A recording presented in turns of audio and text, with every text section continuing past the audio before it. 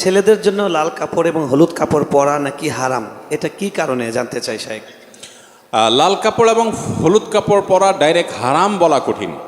বিভিন্ন হাদিসে একবারে নিরেট লাল, টকটকা লাল, যেটা পিওর লাল, যেখানে কোনো মিশ্রণ নাই, এবং হলুদ, এই দুটির ব্যাপারে বিভিন্ন রেওয়ায়েতে নবী করিম সাল্লাল্লাহু আলাইহি সাল্লাম থেকে নিষেধাজ্ঞা প্রমাণিত। সেটাকে ফুকাহে কেরাম মাকরুহ বলেছেন, অপছন্দনীয়, অনুত্তম, অনুচিত, না পরা উচিত। পিওর লাল, পিওর হলুদ পুরুষের জন্য।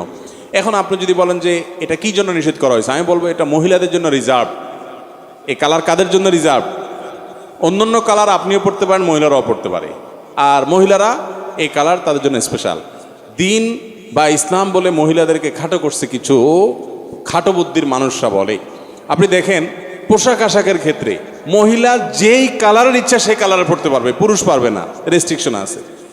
রেশম বলেন, সিল্ক বলেন, মহিলা পড়তে পারবে, পুরুষ পড়তে পারবে না, রেস্ট্রিকশন আছে। স্বর্ণ মহিলা পড়তে পারবে, আর পুরুষে বলা আছে তুমি শুধু চায়া চায়া দেখবা চান্দু, তুমি পড়তে পারবা না, তুমি শুধু চায়া চায়া পকেটের টাকা দিয়ে কিনা দিবা, পড়বে উনি দূর থেকে বা কাছে থেকে চায়া চায়া শুধু দেখবা, বাস, খবরদার, পড়ার সুযোগ নেই। এরপরে বলে মহিলাদের ছোট করছে বলে। জি।